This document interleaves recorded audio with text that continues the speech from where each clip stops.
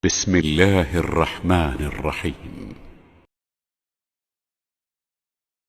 Pembahasan di malam hari ini kita akan membahas tentang mengintip isi daripada sorga. Ada apa sebenarnya di sorga itu? Kenapa setiap manusia menginginkan masuk sorga? Terutama seorang mukmin tidak akan kenyang untuk beramal saleh sampai betul-betul kedua kakinya menginjak sorga. Ma'asyiral muslimin yang dimuliakan Allah subhanahu wa ta'ala, bicara tentang sorga, sorga itu sebuah tempat yang Allah peruntukkan untuk orang-orang yang bertakwa.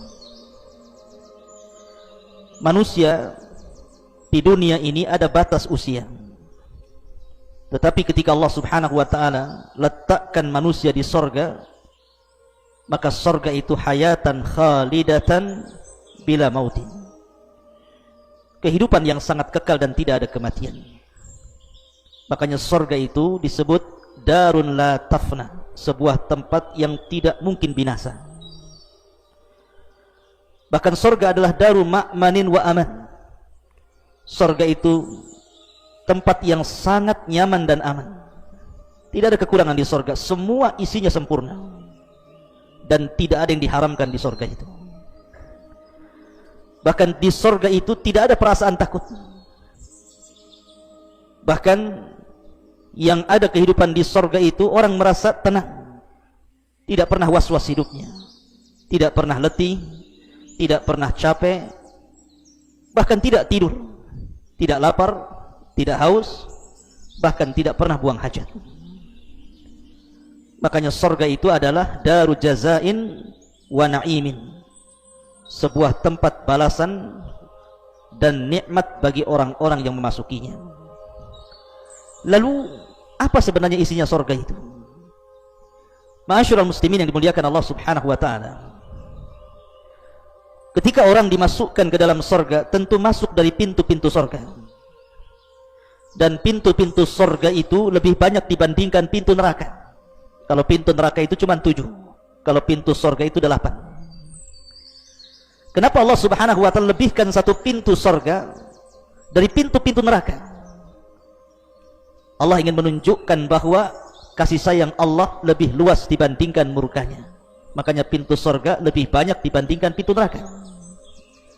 Di sana ada pintu salat, di sana ada pintu sedekah, di sana ada pintu rayyan bagi orang-orang yang berpuasa, di sana ada pintu jihad, pintu haji, pintu kadiminal ghaid yang suka menahan amarah, di sana pintu babur ridha, babut taubah, dan begitu seterusnya. Ma'asyiral muslimin yang dimuliakan Allah azza wa jalla, ketika seseorang berhasil masuk ke dalam sorga, maka anda akan diperlihatkan sebuah istana yang sangat megah. Nabi SAW menceritakan ketika peristiwa Isra Mi'raj, Rasul masuk ke dalam sorga, tapi ketika diperlihatkan neraka, Rasul tidak masuk neraka. Rasul hanya melihat neraka itu dari kejauhan. Enggak mungkin Rasul masuk neraka, bisa terbakar. Tetapi ketika diperlihatkan sorga, Rasul masuk ke dalam sorga. Makanya dia mengatakan, dakhaltul jannah fa idza ana biqasrin minadz dzahab.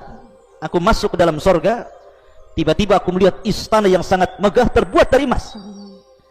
Maka Rasul mengatakan, faqultu liman hadza. Aku katakan, kata Rasul, ini istana siapa? Maka dikatakan li rajulin min Quraisyin, ini istana punya anak muda dari Quraisy. Kata Rasul, fadhanantu annahu ana. Jangan-jangan itu saya, karena saya orang Quraisy. Kemudian Rasul memastikan lagi, liman hadza, untuk siapa ini? Kemudian malaikat mengatakan, li Umar ibnil Khattab radhiyallahu an, ini istananya Umar ibnil Khattab. Perhatikan sifat istananya. Dalam sebuah hadis yang disahihkan oleh Syekh Nasiruddin Al-Albani rahimahullahu taala, ketika seorang sahabat datang kepada Rasul kemudian bertanya tentang surga. Qulna akhbirna an bina'il jannah ya Rasulullah. Kabarkan kepadaku Rasul tentang bangunan-bangunan surga itu seperti apa? Kata Nabi sallallahu alaihi wasallam, labinatun min dhahabin wa labinatun min fiddatin. Satu bata untuk membangun bangunan di surga itu terbuat dari emas. Kalau di pondok kita ini pakai bata kok hitam lagi. Kalau di surga itu batanya saja dari emas. Kemudian walabinatun min fiddatin, satu bata yang lain terbuat dari perak. Kemudian milatuha al-misku, kemudian lantainya berupa minyak kasturi yang sangat harum. Lantainya saja harum. Kemudian waturbatuha za'faran, tanahnya berupa za'faran. Wa hasba'uha al-lu'lu wal yakut, kerikilnya itu berupa mutiara dan permata. Kalau di sini kerikil batu lah kan begitu. Kita lihat batu itu. Berapa lori itu kita butuh batunya. Ini kerikilnya berupa mutiara dan permata, bayangkan. Man yadkhuluha yan'am wa la yab'as wa yukhallad wa la yamutu wa la tabla thiyabuhum wa la tafna shababuhum. Siapa yang masuk ke dalam surga, maka dia akan senang dan tidak akan pernah susah, akan kekal dan tidak akan pernah mati, bajunya tidak pernah rusak, dan masa mudanya tidak pernah berlalu. Karena penduduk surga itu usianya sama dengan Isa ketika diangkat ke langit, 33 tahun. Mari lihat istananya yang begitu indah itu, terbuat dari emas perak, terbuat dari mutiara-mutiara, dari za'faran, dari misik. Bagaimana kamar-kamarnya? Kita masuk ke dalam istana, maka digambarkan oleh Nabi SAW, inna ahlal jannah la tarawna ahlal ghurafi min fawqihim kama tatara'auna al-kawakibad durriyah al-ghabira fil ufuki minal masyriqi awil maghrib litafadul bainahum. Kata Nabi SAW, sungguh penduduk surga itu saling melihat dengan penduduk surga yang lainnya dari kamar atas mereka. Jadi mereka saling melihat, sebagaimana mereka melihat bintang-bintang yang bersinar terang di ufuk sebelah timur dan barat, dikarenakan perbedaan keutamaan di antara mereka. Kemudian sahabat bertanya, ya Rasulullah, tilka manazilul anbiya, apakah kamar-kamar itu adalah tempatnya para nabi? Kata Rasul, la yablughuha ghairuhum, tidak siapapun bisa masuk ke kamar itu. Ma'asyiral muslimin yang dimuliakan Allah Azza wa Jalla, artinya bahwa disediakan kamar-kamar yang tinggi, dan kamar-kamar itu dijelaskan yura dhahiruha min batiniha wa batinuha min dhahiriha, di mana orang luar bisa melihat ke dalam, orang dalam bisa melihat keluar. Artinya seperti kamar kaca. Lihat kalau kita melihat sebuah tempat di ketinggian, mungkin berupa villa, kemudian terangkai dari kaca-kaca yang indah, rasanya kita pengen kemudian tinggal di situ. Maka surga jauh lebih indah dibandingkan villa-villa yang mahal harganya itu. Bukan hanya itu saja, di halaman istana terdapat kemah-kemah. Kata Nabi SAW, inna lil mu'min fil jannati la khaymatun min lu'lu'in wahidatin mujawwafatin tuluha sittuna milan walil mu'mini fiha ahlun yatufu alaihimul mu'min fala yara ba'duhum ba'da. Sesungguhnya bagi seorang mukmin itu diberikan satu kemah di sorga yang terbuat dari mutiara yang berongga, panjangnya 60 mil, dan bagi setiap mukmin disediakan beberapa istri yang selalu digilirnya, di mana masing-masing istri tidak bisa melihat dengan yang lainnya. Ma'asyiral muslimin yang dimuliakan Allah Subhanahu wa taala, itulah surga. Memiliki pemandangan yang luar biasa, ada dipan-dipan yang tinggi yang diliputi kebersihan, kesucian. Di sana ada gelas-gelas yang suci yang disediakan untuk diminum, tidak perlu meminta, tidak perlu dipersilahkan. Bantal-bantalnya, tilam-tilamnya bertelekan di mana-mana, karpet-karpetnya, sajadah-sajadahnya terhampar di mana-mana, dan perhiasan-perhiasannya bergemerlap di mana-mana sehingga orang yang duduk senang di situ. Itulah surga. Masyaallah muslimin yang dimuliakan Allah Azza wa Jalla. Bahkan di surga itu juga ada pasar. Kata Nabi SAW, inna fil jannati lasuqan ya'tuna kulla jum'atin. Di surga itu ada pasar. Kita datang ke pasar itu setiap hari Jumat. Di dunia disebut Yaumul Jum'ah, di surga disebut Yaumul Mazid namanya. Maka siapapun yang datang ke pasar kemudian pulang, maka badannya akan lebih muda, lebih tampan, lebih segar, sehingga istri-istri yang menyambut di istana-istana itu mengatakan, laqad izdaztum husnan wa jamala. Sungguh wahai para suamiku, engkau semakin tampan dan semakin indah. Kata para suaminya, begitu juga kalian semakin indah dan semakin cantik. Ma'asyiral muslimin yang dimuliakan Allah Subhanahu wa taala, selain itu juga di sekitar surga itu ada sungai. Ada sungai-sungai yang banyak. Di sana ada namanya Nahrul Kautsar, telaga Kautsar yang diperuntukkan untuk Nabi SAW. Kemudian juga di situ ada Nahrun Baidah. Nahrun Baidah ini khusus bagi para syuhada. Sungai Baidah ini khusus bagi para syuhada. Ada namanya Nahrun Barik, Sungai Barik, dan ini khusus bagi mereka orang-orang yang senantiasa memperbanyak zikir kepada Allah Subhanahu wa taala. Bahkan di sana juga ada Nahrani Batinan. Ada dua sungai yang disebut dengan batinan, yang tersembunyi. Sebagaimana ketika Nabi SAW Isra Mi'raj, Rasul diperlihatkan 4 sungai, 2 Nil dan Efrat, kemudian yang kedua batinan, 2 sungai yang tersembunyi yang berada di sorga. Bahkan di sana ada sungai yang berupa laban lam yataghayyar ta'mu. Jadi sungai ini susu semua, tidak berubah rasanya. Kemudian ada sungai min khamrin ladzatil lisyaribin, ada sungai semua alirannya minuman keras semuanya, semua khamar, tapi lezat bagi para peminumnya. Kemudian juga di sana ada sungai min asalin musaffa, madu yang sudah diperas sehingga madu ini sangat jernih sekali. Dan di sana juga ada sungai yang betul-betul airnya sangat jernih sekali, yang susah didapati di dunia. Kita mencari air jernih terus beli, tapi di sorga tinggal nyiduk saja. Bukan hanya sungai-sungai saja, di sana ada mata air. Ada namanya Ainu Tasnim, mata air Tasnim, yang Allah Subhanahu wa taala firmankan, yusqauna mir rahikim makhtum khitamuhu miskun wa fi dzalika falyatanafasil mutanafisun wa mizajuhu min tasnim. Jadi ada mata air yang namanya Tasnim. Jadi mata air Tasnim ini mata air yang sangat indah sekali. Kemudian ada mata air Kafur namanya, dan dikhususkan bagi orang-orang yang banyak berbuat kebaikan. Innal abrara yashrabuna min ka'sin kana mizajuha kafura. Sesungguhnya orang-orang yang abrar, yang baik, mereka akan minum dari gelas setiap dari mata air diambil dari mata air Kafur. Kemudian juga ada Ainun Zanzabil, air jahe. Tentu beda air jahe dunia dengan sorga. Wa yusqauna fiha ka'san kana mizajuha zanjabila, zanzabil jahe. Kemudian ada Ain Salsabila, Ain Salsabila, mata air Salsabila juga disebutkan dalam Al-Quran, Ainan fiha tusamma Salsabila. Kemudian ada Ainun Tahur, wasaqahum rabbuhum syaraban tahura. Di sana juga Al-Ainu, ada mata air yang Al-Jariyah, yang mengalir. Ada mata air Nadhahah yang muncrat dari bawah ke atas gitu ya. Jadi indah sekali surga itu. Jadi ada sungai-sungainya, ada mata airnya, bahkan ada kebun-kebunnya ya. Ada kebun-kebunnya. Di sana ada syajaratun tuba, pohon tuba namanya. Kata Nabi SAW, tuba lil ghurabah, beruntunglah bagi orang-orang yang asing ketika membela sunnah. Ada yang mentafsirkan tuba itu adalah syajaratul jannah, sebuah pohon di sorga, yang kalau seandainya Anda berjalan di pohon tuba ini 100 tahun dengan kuda balap, maka tidak akan hilang naungannya. Di sana ada Sidratil Muntaha, ada pohon sidrah bidara, puncak daripada ilmu makhluk sampai di Sidratil Muntaha. Kemudian di sana banyak pohon, berbagai macam pohon yang sangat rindang, yang batang-batangnya terbuat dari emas dan juga dari perak, dan buah-buahan sangat banyak. Di dalam pohon itu banyak buah-buahan. Sebagaimana Allah Subhanahu wa taala mengatakan, min kulli faqihatin zawjan. Banyak buah-buahan yang bermacam-macam. Kemudian juga faqihatin mimma yatakhayyarun, buah-buahan sesuai dengan yang mereka kehendaki. Kemudian juga Allah mengatakan fiha faqihatun wan nakhlu dzatul akmam. Kemudian juga Allah mengatakan faqihatun wa nakhlun warruman.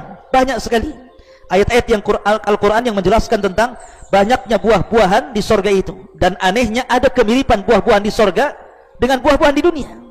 Seperti rumman. Rumman itu delima, di dunia ada delima, di sorga pun ada delima. Inab, anggur, di dunia juga ada anggur, di sorga juga ada anggur. Nakhil, kurma, di dunia ada kurma, di sorga juga ada kurma. Mauz, pisang, di sorga ada pisang, di dunia juga ada pisang. Dan banyak lagi makanan-makanan atau buah-buahan yang ada di dunia, ada di sorga. Tetapi kemiripan ini hanya sekedar nama, bukan hakikat. Karena sorga itu mala ainun ra'at wala udhunun sami'at wala khatara ala qalbi bashar. Adapun makanan ahli sorga, mereka memakan daging-daging yang sangat segar, walahmi tairin, dan daging tair. Dan ingat bahwa binatang di sorga itu disebut tair, bisa terbang. Beda dengan binatang di bumi, melata di bumi, berjalan di permukaan bumi. Di sorga itu tidak ada yang binatang melata, semua binatang terbang. Mau kambingnya, mau sapinya, mau untanya terbang. Anda pun terbang di sana. Tidak usah cita-cita jadi Superman di dunia, nanti di sorga Anda terbang. Ma'asyiral muslimin, pakai apa Ustaz? Pakai rop-rop. Orang akan diberikan rop-rop masing-masing, diberikan sayap masing-masing sehingga bisa terbang ke sana kemari. Makanya disebut Ja'far itu At-Tayyar, Ja'far At-Tayyar. Ketika Ja'far berperang, kemudian patah tangan kanannya, ditebas tangan kirinya sehingga tidak punya tangan kedua-duanya, maka Allah gantikan kedua tangan dengan sayap sehingga Rasul menyebutnya at-tayyar, Ja'far yang akan terbang di sorga sesuai dengan kehendaknya. Dan yang pertama kali dimakan penduduk sorga adalah kabiril hut, hatinya ikan paus. Ma'asyiral muslimin yang dimuliakan Allah Subhanahu wa taala. Adapun sifat ahli sorga, jadi kalau Allah takdirkan Anda masuk ke dalam sorga, maka Allah Subhanahu wa taala akan bentuk Anda ini kasurati abikum Adam. Pertama, seperti bentuk bapak kita Adam. Seperti bentuk bapak kita Adam. Berapa tingginya? 60 hasta, lebarnya 7 hasta. Kemudian yang kedua, kata Nabi, yadkhulu ahlul jannah jurdan murdan. Jadi penduduk sorga itu kalau sudah masuk ke dalam sorga, maka keadaan rambut mereka pendek dan juga jarang. Seakan-akan dalam kondisi pendek, tidak gondrong gitu bahasa kitanya ya, sehingga rapi gitu ya. Kemudian juga mata mereka bercelak ya, sehingga pandangan mereka tajam gitu ya. Kemudian juga murdan, mereka bahasa kitanya mungkin seperti anak kecil yang memiliki kulit yang halus. Itulah penduduk surga. Dan hati mereka afidatuhum mithlu afidatit tayr. Jadi hati mereka itu seperti hati seekor burung. Tidak ada dendam di antara mereka. Wa naza'na ma fi sururihim min ghillin ikhwana. Jadi mereka itu bersahabat. Tidak ada yang dendam, tidak ada yang hasad, tidak ada yang bermusuhan, tidak ada caci maki. Semua kalimat di sorga itu salam, keselamatan. Bahkan pakaian di sorga itu kata Rasul, man yadkhulul jannah yan'am wala yab'as wala tabla thiyabuhu wala tafna syababuhu. Orang yang masuk sorga itu maka diberikan kenikmatan dan tidak pernah diberikan kesusahan, dan baju-baju mereka tidak pernah usang sama sekali. Begitu juga muda mereka tidak pernah tua. Jadi kalau baju di sorga cepat bosan. Kita beli kaos tahun 2 tahun bosan, dibuang beli lagi. Beli tas dibuang lagi, beli sandal dibuang lagi.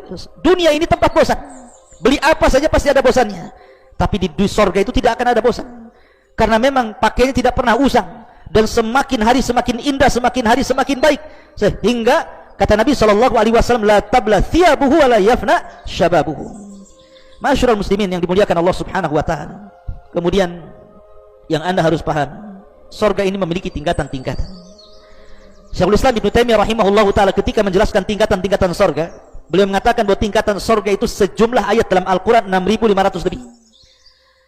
Ketika dia memahami hadis Nabi SAW, Iqra wartaq warattil kama kunta turattil fid dunya fa inna manzilataka inda akhiri ayatin taqra'uha.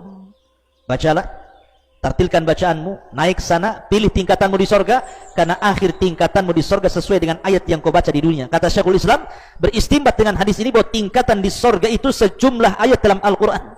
Lah dari sejumlah ayat dalam Al-Quran, Allah khususkan 100 tingkatan bagi para mujahidin fisabilillah. Dan satu tingkatan ke tingkatan berikutnya sejauh langit dan bumi. Dan semakin tinggi sorga, semakin indah. Semakin tinggi, semakin indah. Dan sorga yang paling tinggi disebut dengan Firdaus. Kata Nabi SAW, idza sa'atumullaha fas'alul firdausil a'la fa innahu a'lal jannah wa fawqahu arsyur rahman. Kalau minta sorga jangan tanggung-tanggung, minta sorga Firdaus, karena sorga Firdaus sorga yang paling tinggi, atapnya langsung arsy Allah Subhanahu wa taala.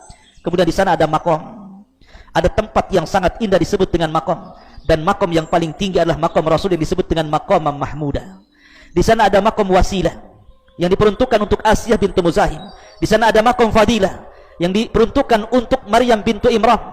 Dan dua wanita ini akan dipersunting Nabi SAW kelak di sorga. Karena Rasul yang mengatakan wanita terbaik dunia hanya 4. Khadijah bintu Khuwailid, dan sudah menjadi istri Rasul di sorga. Kemudian Maryam bintu Imran belum menikah dan akan menikah dengan Rasul di sorga. Asiyah bintu Muzahim karena suaminya kafir Fir'aun, sehingga Fir'aun masuk neraka dan Rasul akan menikah dengan Asiyah bintu Muzahim. Kemudian juga putrinya Fatimah adalah keluarga Nabi SAW.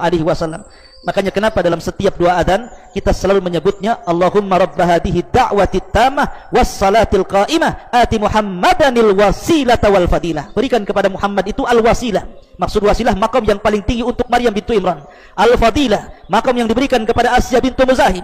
Dan makam mahmuda adalah makam tertinggi bagi Nabi SAW. Dan yang terakhir, tidak ada kenikmatan melebihi kenikmatan ru'yatullah. Kita melihat Allah Subhanahu wa taala.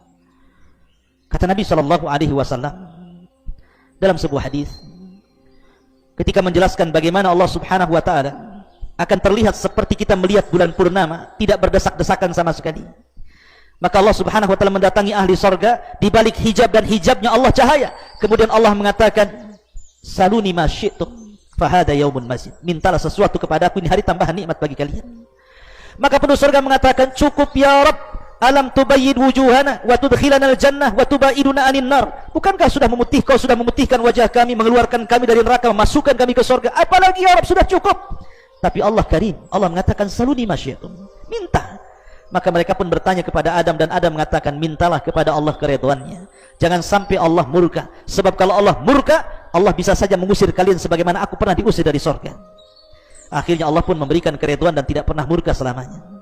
Kemudian Allah karim dan mengatakan, saluni ma syi'tum, minta lagi.